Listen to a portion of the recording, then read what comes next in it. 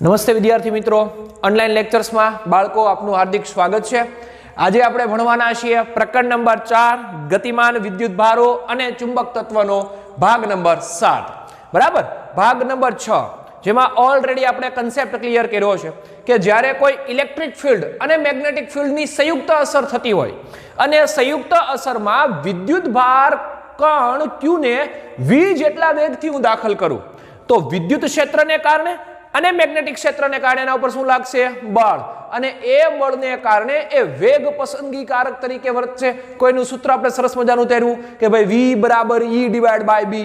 અને આ જે હકીકત છે એનો ઉપયોગ સાયક્લોટ્રોન, બરાબર, સાથે સાથે માસ સ્પેક્ટ્રોમીટર અને E બાય M નો ગુણોત્તર જે થોમ્સને જે મેળવ્યો હતો એ હકીકતનો શું કર્યો હતો? ઉપયોગ. આ સમજ્યા બાદ આપણે નેક્સ્ટ કન્સેપ્ટમાં આવ્યા અને એ છે આપણો બાયો સાવરનો નિયમ. અને બાયો સાવરના નિયમમાં કોઈ તારમાંથી L લંબાઈના તારમાંથી એક નાનો એવો ખંડ વિચાર્યો આઈડિયલ જેટલો અને એમાંથી પ્રવાહ પસાર કર્યો તો એનું અંદર જતું ચુંબકીય ક્ષેત્રને ક્રોસ વડે અને બહાર નીકળતા ચુંબકીય ક્ષેત્રને શેના વડે દેખાડ્યું બાળકો? ડોટ વડે. અને એક સરસ મજાનું સમીકરણ થયું dB = μ0 divide by 4 pi IDL sin θ divide by r². અને એ જ સમીકરણનો ઉપયોગ કરીને આજે આપણે આખો આપણો નવો કન્સેપ્ટ ભણવો છે. બરાબર, કાલે તમે ઓનલી ફોર એક સીધા તારની વાત કરતા હતા પણ મારી પાસે સીધો તાર નથી ને એ તારને મેં એક વર્તુળાકાર ગૂંચળું વાળી દીધું, મીન્સ કે વર્તુળાકાર લૂપ બનાવ્યું છે. હવે વર્તુળાકાર લૂપ હશે બાળકો તો એના કેન્દ્રથી આ જે થઈ એની અક્ષ કહેવાય. બરાબર કે બરાબર, વર્તુળની વચ્ચેથી પસાર થતો ભાગ એટલે એની અક્ષ. સેમ કન્ડિશન, આ મારી પાસે એક વર્તુળાકાર રિંગ છે તો એની અક્ષ એટલે બીજું કાંઈ નહીં પરંતુ એના મધ્યમાંથી પસાર થતો ભાગ, આ જે રેખા છે એની શું બોલાય? અક્ષ. તો કોઈ અક્ષના બિંદુ આગળ મારે શું મેળવવું છે ભાઈ? ચુંબકીય ક્ષેત્ર. તો મૂળભૂત કન્સેપ્ટ આપણો એ છે આજનો. જેમ કાલે આઈડિયલ પ્રવાહખંડને કારણે મળતો તો એ જ રીતે આપણે મેળવવું છે, પરંતુ હવે આપણી પાસે સીધો તાર નથી પણ એની બદલે હું વાળી દીધું છે મેં વર્તુળાકાર લૂપ. તો જોઈએ અને સમજીએ કન્સેપ્ટ.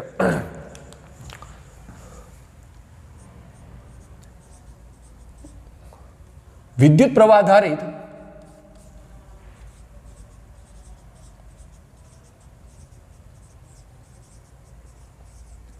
વર્તુળાકાર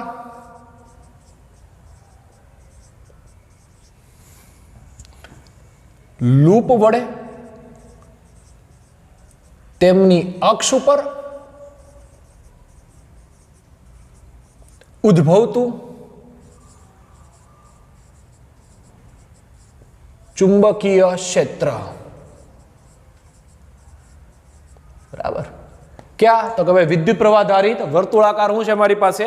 લૂપ, જેમાંથી I જેટલો હું પસાર થઈ રહ્યો છે કરંટ, અને એને કારણે એમની અક્ષ ઉપરનું જે કોઈ બિંદુ છે ત્યાં આપણે શું મેળવવું છે બાળકો? ચુંબકીય ક્ષેત્ર B. તો મેળવી દઈએ. ચલો, સૌથી પહેલા આપણે એની આકૃતિ સમજવાની છે. આકૃતિ જો સરખી સમજાશે એટલે સૂત્ર બહુ સહેલું છે. આ સૂત્ર કોના જેવું છે? જે રીતે આપણે ડાયપોલ, જે વિદ્યુત ડાયપોલ છે +q અને -q, આ એનું કેન્દ્ર હોય એનાથી કોઈ P બિંદુ એને અક્ષ ઉપર જો x જેટલા અંતરે હોય તો ત્યારે આપણે જે સૂત્ર મેળવતા હતા +q ને કારણે અહીંયા જે મેગ્નેટિક ફિલ્ડ જન્મતું તેને નામ આપતા હતા આપણે D. અહીંયા જે જન્મતું હતું એને નામ આપ્યું આપણે D. પછી એના બે ઘટકો લીધા D cos θ વાળો, પરસ્પર લંબ ઘટક એકબીજાની અસરને શું કરી કાઢતા હતા? નાબૂદ. બરાબર, આ એ જ કન્સેપ્ટ સાથે સંકળાયેલો ચુંબકીય ક્ષેત્ર છે. ત્યાં આપણી પાસે વિદ્યુત ડાયપોલ છે પરંતુ અહીંયા આપણી પાસે બે વિદ્યુત પ્રવાહ ખંડ છે અને એમાંથી I જેટલો પ્રવાહ પસાર થાય અને એ I જેટલો પ્રવાહ જે પસાર થઈ રહ્યો છે એ એની આસપાસના વિસ્તારમાં શું ક્રિએટ કરે છે બાળકો? Magnetic field. બરાબર, તો સમજીએ આકૃતિ. ધારો કે જેની ત્રિજ્યા r હોય,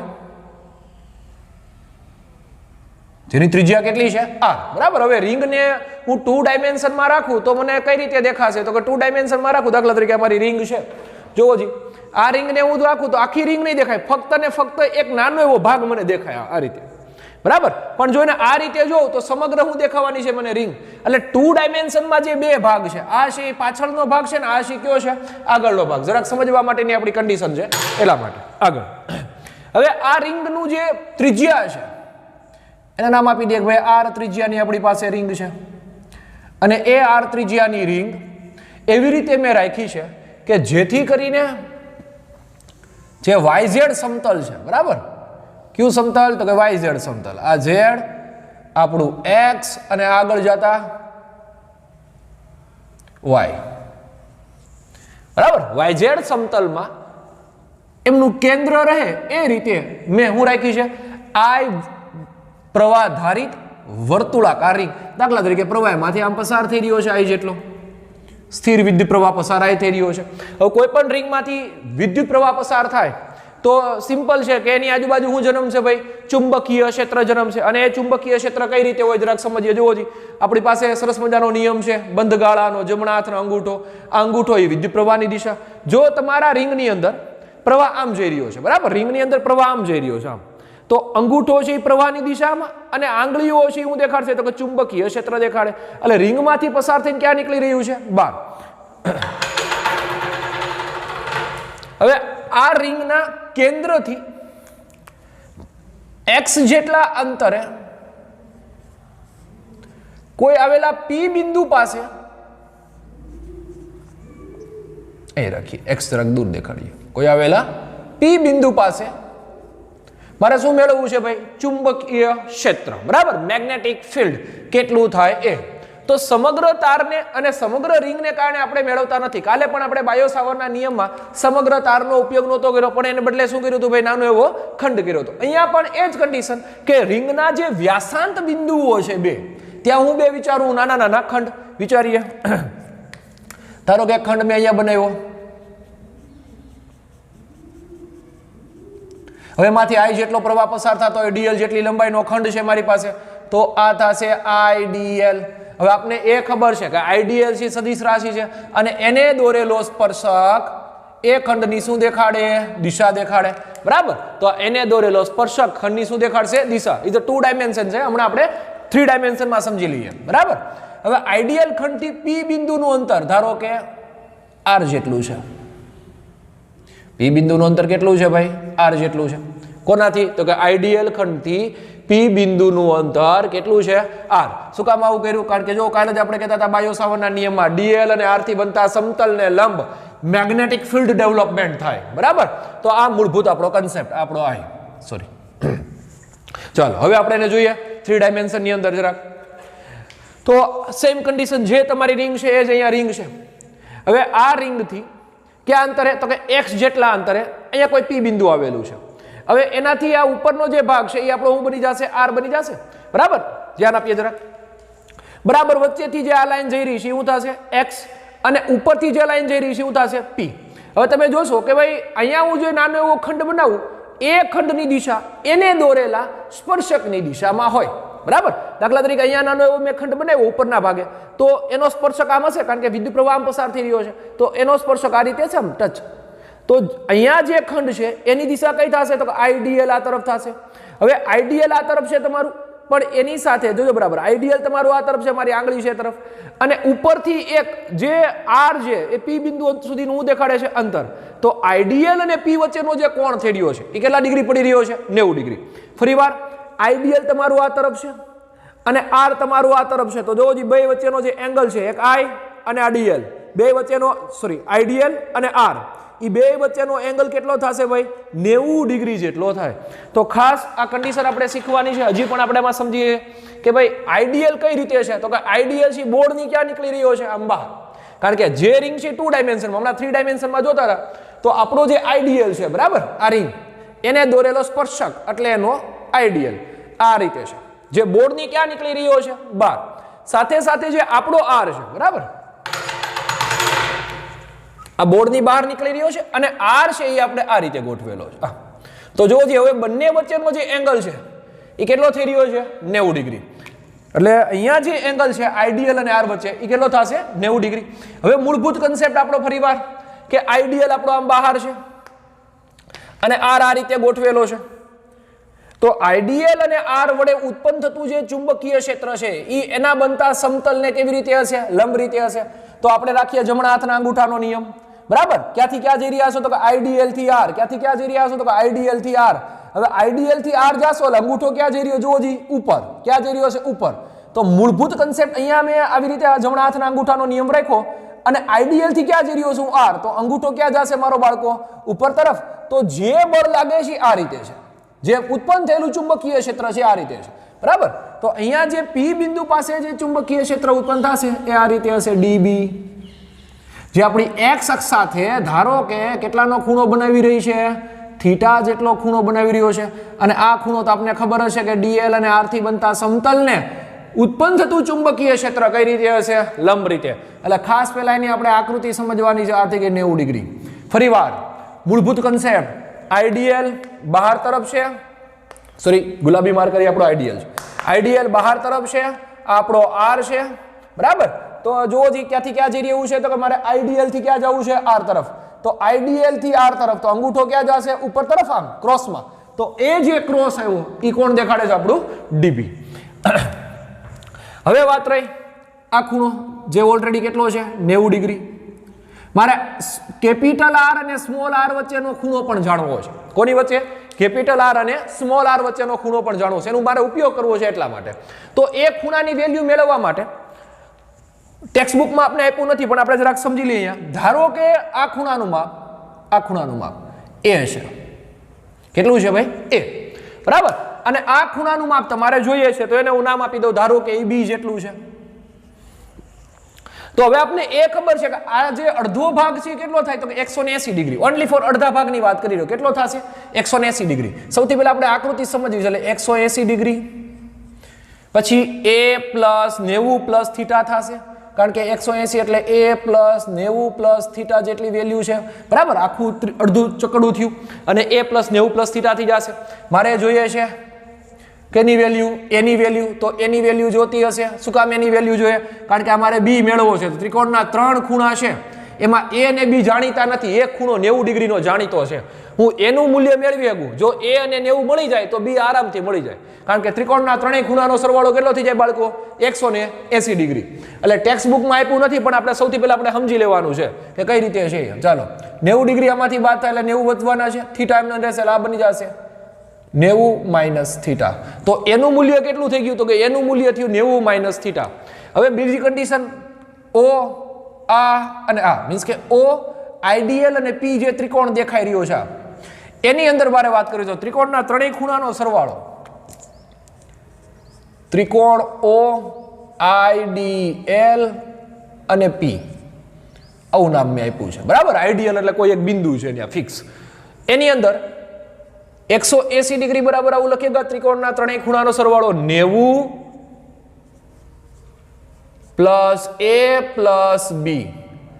તો 180 એમ જ, 90 એમ જ. એની વેલ્યુ કેટલી? તો કે 90 - થીટા + b, બરાબર. 90 - થીટા + b. 90 180, તો સામે સામે 180 કેન્સલ. મારે b જોઈએ, થીટા અહીં સાઈડ માઇનસ છે, આ સાઈડ આવે કેવો થઈ જશે? પ્લસ. તેથી b ની વેલ્યુ પણ કેટલી થશે બાળકો? થીટા જેટલી થાય. તો અહીંયા જે આપણો એંગલ છે એ કેટલો છે ભાઈ? થીટા. લ્યો, આ થઈ ગયું આપણું સોલ્યુશન. એક આમે સમજે ગાય છે, જો એક ઝેડ ક્લિયર કરી રહ્યા છો તમે, બરાબર. આવું થઈ રહ્યું છે ને આમ. તો આ જે એંગલ છે એટલો જ આ ક્લિયર થતો હશે, સોરી એની સાથે ન, એક્સ એક્સિસ સાથે આ જે એંગલ છે એટલો જ આ એંગલ ક્રિએટ થતો હશે.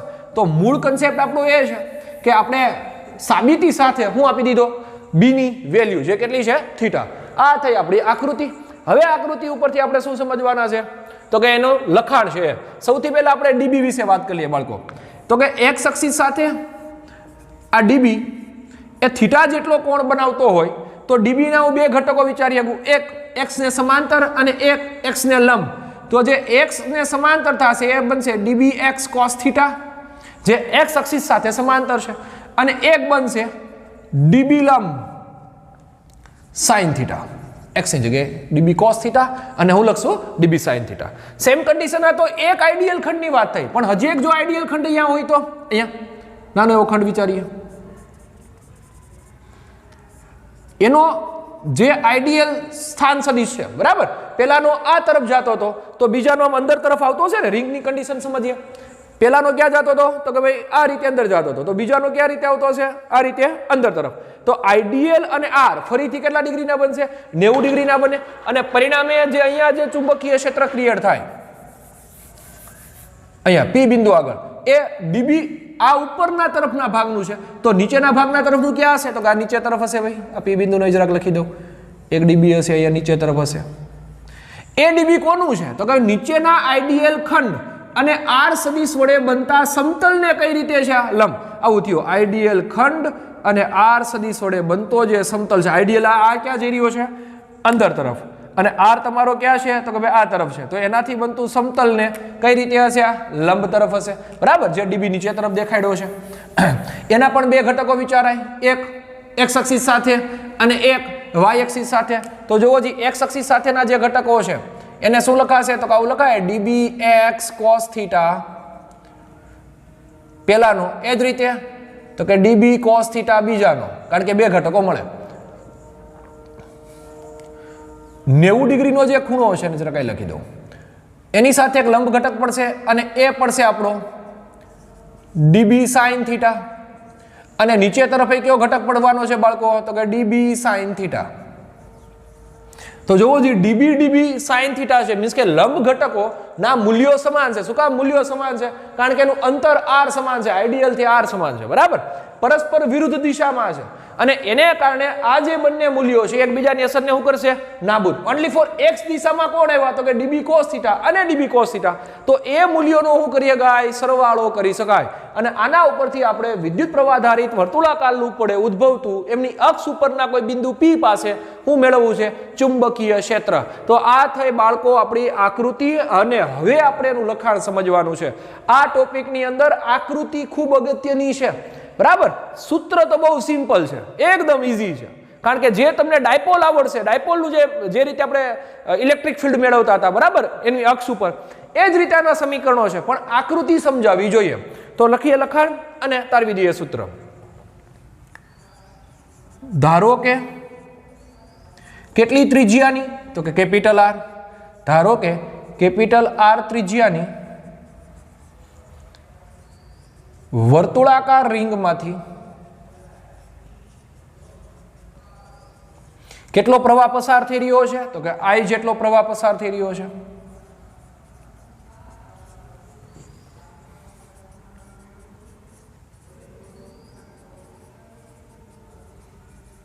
બરાબર આર ત્રિજ્યાની વર્તુળાકાર રિંગમાંથી I જેટલો પ્રવાહ પસાર થાય છે તેમજ તેમનું કેન્દ્ર હવે રિંગની આ એક્સ એક્સિસ હોય બરાબર આ એનું કેન્દ્ર હોય અહીંયા તો આ જે સમતલ થયું કયું થયું તો કે આ વાય અને આ ઝેડ તો કે વાય ઝેડ સમતલમાં રે એ રીતે હું મૂક્યું છે રિંગનું કેન્દ્ર એટલે વાય ઝેડ સમતલમાં રહેવાનો અર્થ શું થાય કે વાય અને ઝેડમાં પણ એનું કેન્દ્ર હોવું જોઈએ એટલે ટૂંકું ને ટચ જો આ 3 ડાયમેન્શન ક્લિયર કરીએ આપણે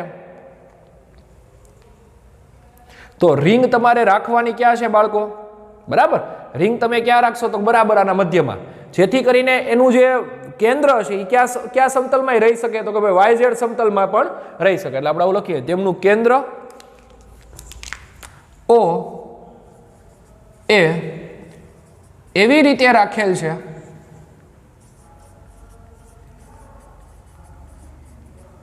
કે જેથી તે વાય ઝેડ સમતલમાં રહી શકે લે આ થઈ આપણી કન્ડિશન ધારો કે રિંગમાંથી કેટલો પ્રવાહ પસાર થઈ રહ્યો છે I પણ કેવો પ્રવાહ તો કે સ્થિર પ્રવાહ બદલાતો જતો પ્રવાહની વાત કરતા નથી બરાબર ધારો કે રિંગમાંથી I જેટલો ધારો કે રિંગમાંથી I જેટલો સ્થિર વિદ્યુત પ્રવાહ પસાર થઈ રહ્યો છે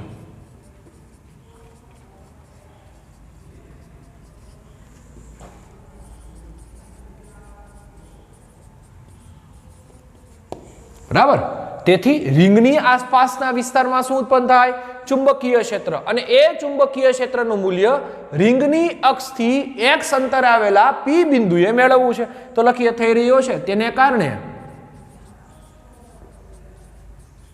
તેમની આસપાસ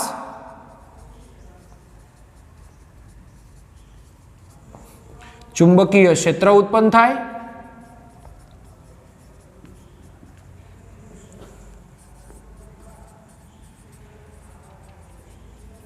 અને ઉત્પન્ન થાય છે બરાબર ચાલો નેક્સ્ટ પોઈન્ટ રીંગની અક્ષથી એના કેન્દ્ર O થી x અંતરે આવેલા P બિંદુ પાસે રીંગને કારણે ઉદ્ભવતું શું મેળવવું છે ભાઈ? ચુંબકીય ક્ષેત્ર. નવો પોઈન્ટ. રીંગના કેન્દ્રથી x અંતરે આવેલા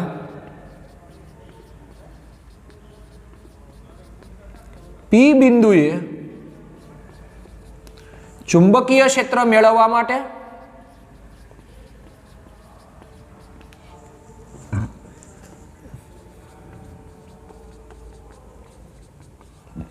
ચુંબકીય ક્ષેત્ર મેળવવા માટે શું કર્યું તમે? તો કે ભાઈ વ્યાસાંત બિંદુએ આઈડીએલ જેટલા ખંડને ધ્યાનમાં લેતા. બરાબર. કોના? તો કે રીંગના વ્યાસાંત બિંદુએ. રીંગ મેળવવા માટે રીંગના વ્યાસાંત બિંદુએ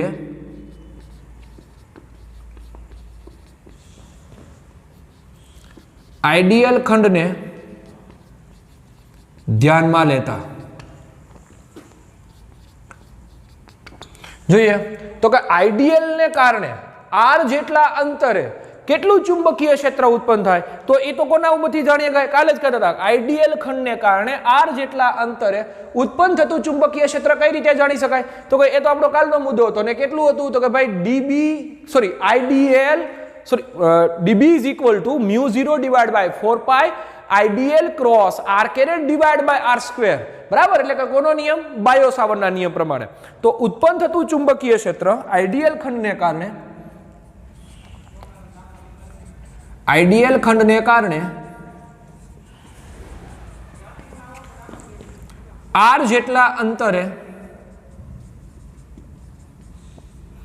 ઉત્પન્ન થતું ચુંબકીય ક્ષેત્ર કોના નિયમ પ્રમાણે? તો કે બાયો સાવર્ટના નિયમ પ્રમાણે. કેટલું બનશે બાયો સાવર્ટના નિયમ પ્રમાણે બાળકો? તો કે સૂત્ર થશે dB is equal to mu0 4 pi IDL સીધું જ લખી દો ક્રોસ r છેદમાં r નો ઘન. કારણ કે ઓલો r કેરેટ હતો એને દૂર કર્યો તો r સદિશ ના છેદમાં મોડ ઓફ r આવે એટલે r square into r mode of r. તો શું બની જાય? r ઘન. તો IDL સદિશ ક્રોસ r સદિશ ડિવાઇડ બાય r ઘન. આ થયું આપણા બાયો સાવર્ટના નિયમ પ્રમાણે ઉત્પન્ન થતું ચુંબકીય ક્ષેત્ર dB P બિંદુ આગળ.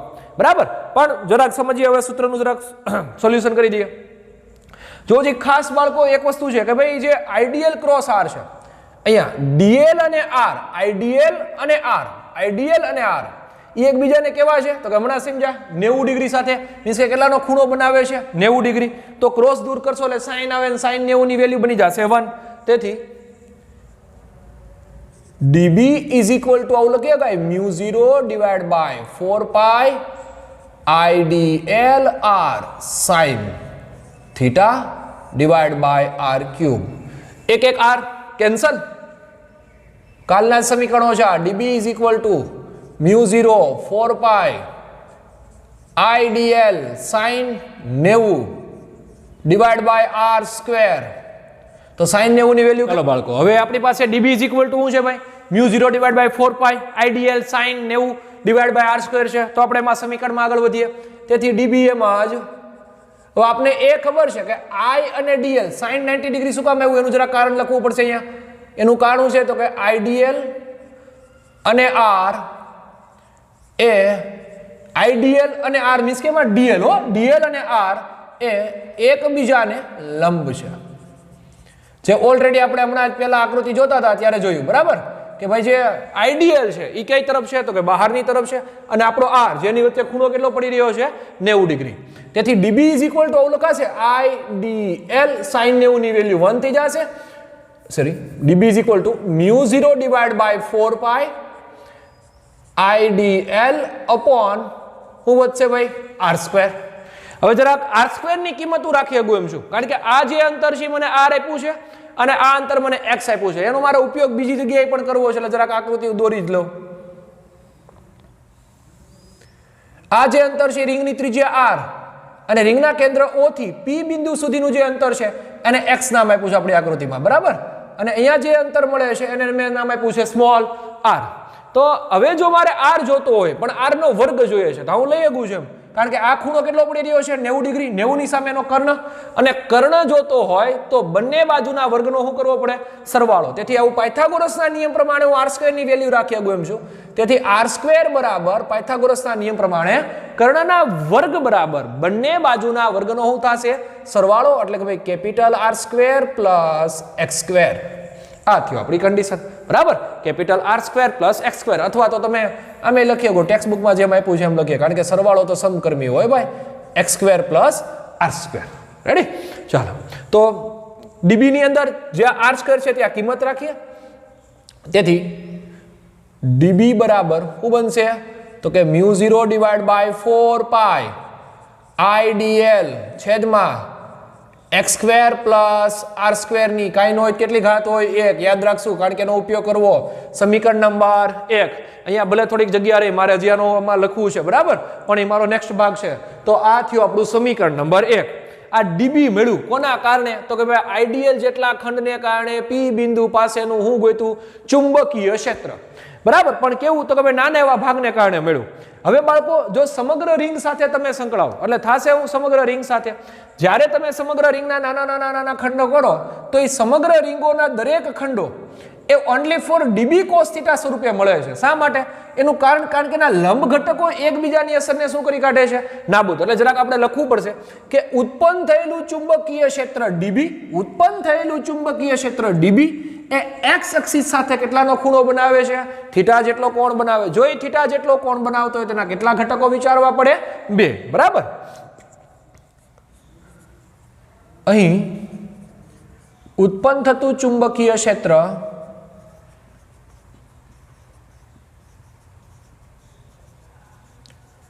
ડીબી બરાબર એ x અક્ષ સાથે કેટલાનો કોણ બનાવે છે ડીબી એ x અક્ષ સાથે થીટા જેટલો કોણ બનાવે છે. હવે થીટા જેટલો એ કોણ બનાવતો હોય તો એના કેટલા ઘટકો વિચારીએ ગાય 2 તેથી ડીબીના 2 ઘટકો વિચારી શકાય.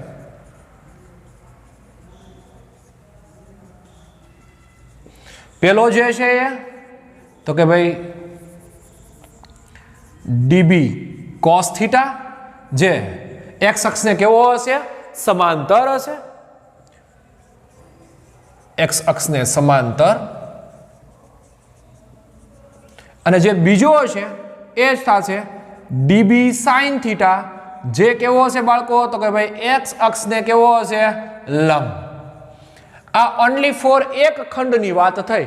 આવા તમામ ખંડોના શું મળે મને ઘટકો મળે પણ એ તમામ ખંડોમાં ઓનલી ફોર મારે કયા ઘટકો સાથે કામ કરવાનું છે કારણ કે જય કોણ રહ્યા છે આમ 2 તો કે ભાઈ કોસ મૂળભૂત 2 આઈડિયલ ખંડને કારણે જય કોણ 2 રહ્યા છે કોસ તો આ બંને કોસનો સરવાળો થાય. સાઇન તો એકબીજાની અસરને શું કરી કાઢવાના છે નાબૂદ. તો ચાલો ભણીએ આગળનો કન્સેપ્ટ પણ આટલા બધા લખવાને બદલે આપણે સીધું જ લખી દઈએ કે સમગ્ર રિંગને કારણે જોજો બરાબર કઈ રીતે લખવું સમગ્ર રિંગને કારણે પી બિંદુ આગળ એના લંબ ઘટકોની અસર નાબૂદ થાય જ્યારે ફક્ત ને ફક્ત એના સમાંતર ઘટકોનો શું કરીએ ગાય સરવાળો. સમગ્ર રિંગને કારણે પી બિંદુ આગળ સમગ્ર રિંગને કારણે નહીં પણ આવું લખીએ સમગ્ર રિંગના ઘટકોને કારણે રિંગના ખંડોને કારણે ઘટકો નહીં બરાબર ખંડોને કારણે શું થાય છે પી બિંદુ આગળ મળતું ચુંબકીય ક્ષેત્રમાં તેમના લંબ ઘટકોની અસર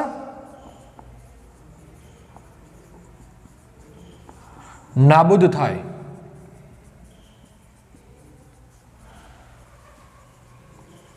જ્યારે તેમના સમાંતર ઘટકોનો શું થાય સરવાળો નાબૂદ થાય જ્યારે તેમના સમાંતર ઘટકોનો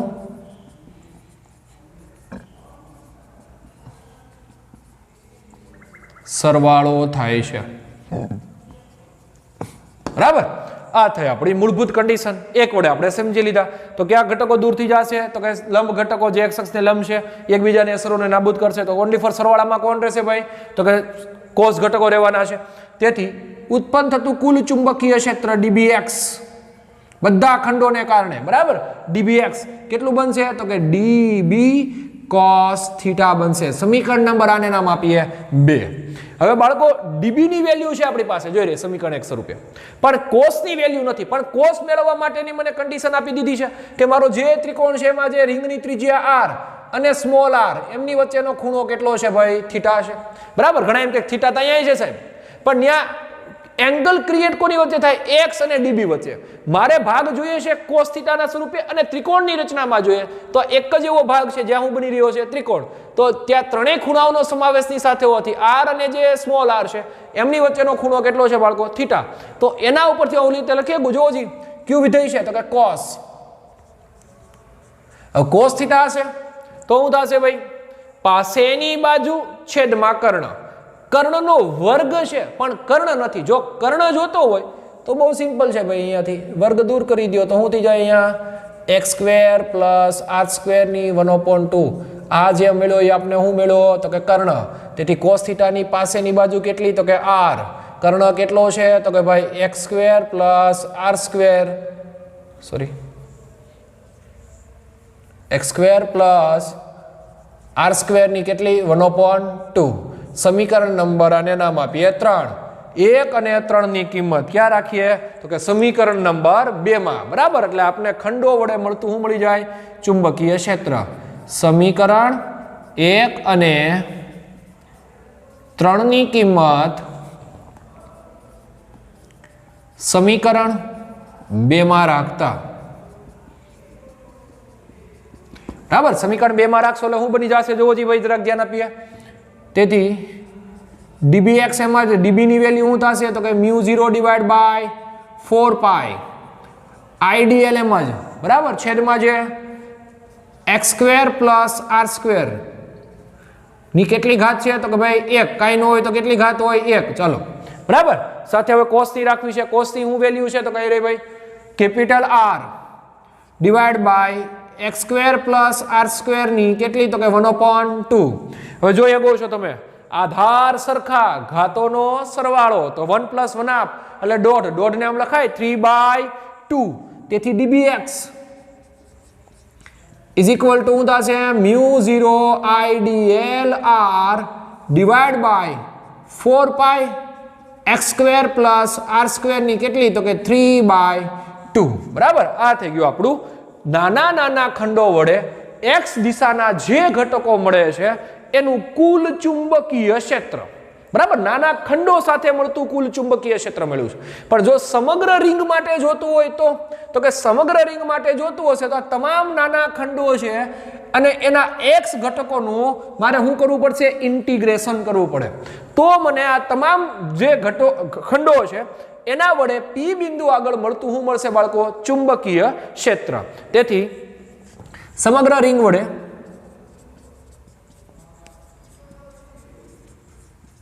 ઉત્પન્ન થતું ચુંબકીય ક્ષેત્ર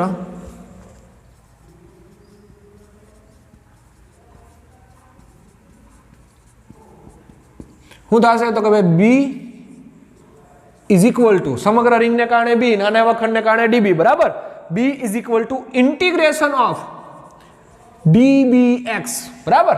નાના નાના ખંડોના તમામ ઘટકોનો હું કરી દીધો મેં સરવાળો, પણ કયા ઘટકોનો? Only for x. તેથી ચાલો રાખીએ કિંમતો મૂકી દઈએ. b એમ જ બાળકો, ઇન્ટિગ્રેશન એમ જ, dbx ની હું મૂકી દઉં કિંમત. તો dbx ની કિંમત કેટલી છે મારી પાસે ભાઈ?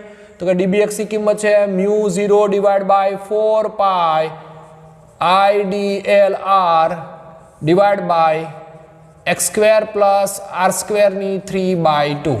હવે ઇન્ટિગ્રેશન કોનું કરાય? તો કે જે બદલાતા હોય. બરાબર. જે નાના નાના ખંડોમાં વિભાજન થયા હોય એનું ઇન્ટિગ્રેશન કરાય. તો i નું વિભાજન કરો. નારે ભાઈ i તો આખી રિંગમાં સમાન રીતે વહે છે. ઓકે સરસ. i નું ને μ0 4 નું તો અચળ છે.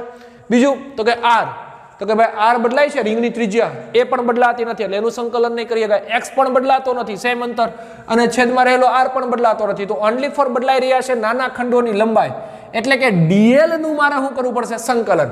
હવે DL DL DL DL DL DL આ બધાનો સંકલન કરો તો આ તો રિંગનું શું બની જાય? પરિઘ બની જાય બાળકો. અને એ પરિઘનું વેલ્યુ જોતું હોય તો તમને રિંગની આપી દેવામાં આવી છે ત્રિજ્યા. તેથી સંકલનની અંદર ફક્ત કોણ રહેશે ભાઈ? તેથી બી બરાબર integration of μ0 divide by 4 pi, sorry ઇન્ટિગ્રેશનની બહાર કોણ નીકળશે? μ0 divide by 4 pi I R છેદમાં x square plus R square ની કેટલી રહેશે? 3/2 ઇન્ટુ ઇન્ટિગ્રેશનમાં ઓનલી ફોર કોણ વધશે બાળકો? ડીએલ. બરાબર, કારણ કે ડીએલ છે નાના ખંડો છે અને એ ખંડોનો શું કરવાનો છે આપણે? સરવાળો. હવે ડીએલ એટલે તો કે સમગ્ર પરિઘ થયો. તેથી ઇન્ટિગ્રેશન ઓફ ડીએલ કેટલું મળશે મને? તો કે 2πr. તો રાખીએ એની કિંમત બી બરાબર μ0 4 પાઈ આઈઆર એમ જ ઉપરની કિંમત આવશે ઇન્ટિગ્રેશન ઓફ ડીએલ ની કેટલી? તો કે 2πr છેદમાં x square plus R square ની કેટલી? તો કે 3/2. બરાબર. તો જુઓ જી, પાઈ પાઈ કેન્સલ, 2 દુ ને 4 એટલે 2 2 કેન્સલ. વધુ ઉપર આવું b is equal to μ0 pi pi cancel અને 1 2 કેન્સલ, તો થશે છેદમાં 2 છેદમાં રહેશે આપણી પાસે x square plus R square ની કેટલી? તો કે 3/2 ઘાત આઈ આર ઇન્ટુ આર, તો આઈ સ્ક્વેર થઈ જશે. બરાબર. તો μ0 આઈ સ્ક્વેર આર. આ મળી ગયું આપણું સમીકરણ નંબર 2 3 4 ને આ ચોથું. બરાબર, જે રિંગથી એક્સ જેટલા અંતરે આવેલા પી બિંદુ પાસે શું મેળવવાનું છે? તો કે ચુંબકીય ક્ષેત્ર મેળવવાનું સમીકરણ છે. આ એક કિસ્સો થયો. બરાબર. હવે બીજો કિસ્સો જોતો હોય તો દાખલા તરીકે મારે રિંગના કેન્દ્ર આગળ ચુંબકીય ક્ષેત્ર જોઈ. હવે રિંગના કેન્દ્ર આગળ ચુંબકીય ક્ષેત્ર જોઈ, ત્યાં કોણ 0 થઈ જાય બાળકો? તો કે ત્યાં x 0 થાય. તો લખીએ રિંગના કેન્દ્ર આગળ ચુંબકીય ક્ષેત્ર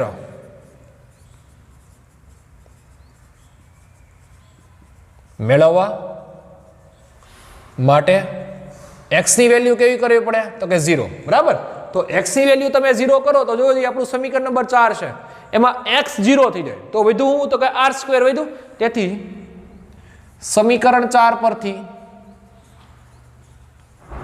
શું લખીએ ગાશે? તો કે ભાઈ b એમ જ μ0 આઈ આર સ્ક્વેર એમ જ છેદમાં 2 એમ જ x તો તમારો 0 છે તો વધ્યું અહીંયા? તો કે આર સ્ક્વેર ની કેટલી? તો કે 3/2. બરાબર. તો 2 2 કેન્સલ, ઘન વધ્યો, આર નો ઘન ઉપર આર સ્ક્વેર છે તો કે આર સ્ક્વેર કેન્સલ, તો છેદમાં વધ્યો ઓનલી ફોર આર. તેથી સમીકરણ મને મળશે બી બરાબર μ0 આઈ ના છેદમાં 2r. આ મળી ગયું રિંગના કેન્દ્ર આગળનું સમીકરણ.